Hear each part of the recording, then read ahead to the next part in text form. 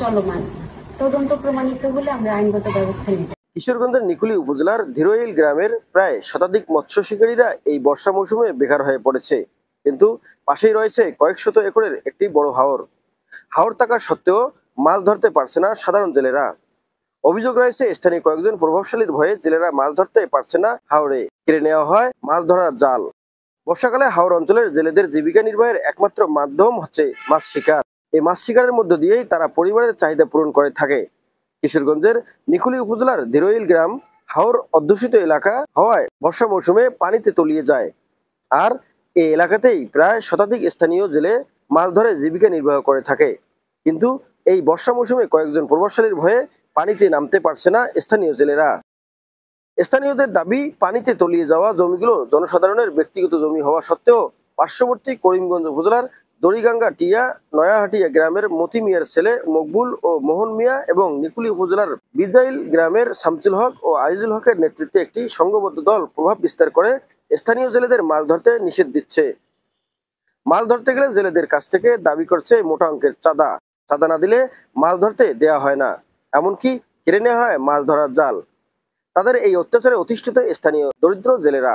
Parvez member এবং shallow দুইজনে টাকা সারা চাইছে, শেয়ার আমরা এটা দিছি না, এই কারণে হেরা মানে এটা একটা গোলযোগ বাড়াইতেছে।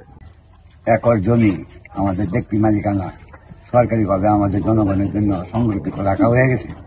এই জায়গাগুলির মধ্যে আমরা এই জনগণ প্রায় 1200-1300 একর জমি।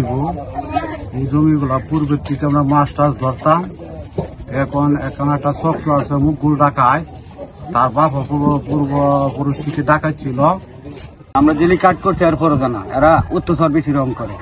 গেছিলাম পরে মুকুল আর মোহনে আমার হাত ভেঙে দিচ্ছে আর আপনার আমার ডেকটা চাপাই দিছে। আমরা এখন কি করব দেখুন, করিমগঞ্জ থানার লোক, অন্য গ্রামের লোক, করিমগঞ্জ থানার লোক মোহন মকবুল, এরা আমার দুইটা জাল নিয়ে গেছে। আমরা একমাত্র ব্যবসার মানুষ দিল এই মাছের শ্বাস।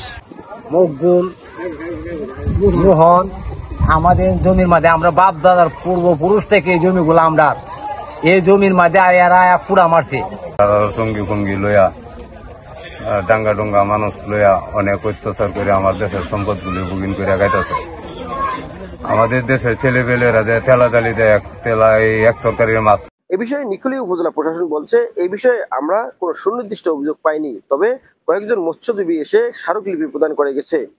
আমরা এসিলেন্টকে তদন্ত করার জন্য দায়িত্ব দিয়েছি। তদন্তে যদি কোনো পক্ষ দোষী প্রমাণিত হয় তাহলে তাদের বিরুদ্ধে আইনগত ব্যবস্থা নেওয়া হবে। বিষয়টি উপজেলা প্রশাসনের নজরে এসেছে। অভিযোগটির বিষয়ে তদন্ত চলমান, তদন্ত প্রমাণিত হলে আমরা আইনগত ব্যবস্থা নেব। স্থানীয় জেলেরা যেন নির্বিঘ্নে মাছ ধরতে পারেন সেজন্য স্থানীয় প্রশাসনের কাছে জোর দাবি করে এসব জেলেরা। News channel 24 news desk.